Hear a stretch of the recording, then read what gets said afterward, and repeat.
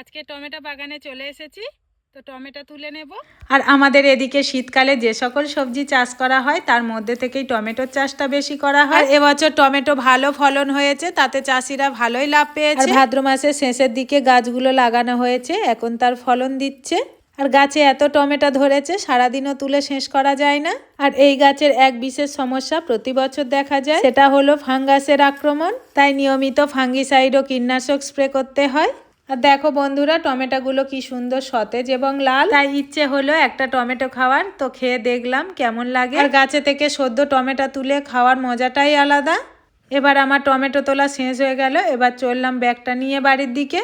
আর সেখানে গিয়ে দেখাবো সবাই মিলে কত টমেটো তুলেছি। তো বন্ধুরা, এইরকম কাজ তোমরা কে কে করেছো প্লিজ অবশ্যই তোমরা কমেন্টে জানাবে। আর দেখো বন্ধুরা, এদিকে সবাই মিলে কত টমেটো তুলে নিয়েছি, 4টে বড় বড় ব্যাগ ভর্তি হয়ে গেছে। তো আমার এই টমেটো তোলার ভিডিওটি ভালো লাগলে চ্যানেলটিকে সাবস্ক্রাইব করতে ভুলবে না। আবার দেখা হচ্ছে পরবর্তী ভিডিও।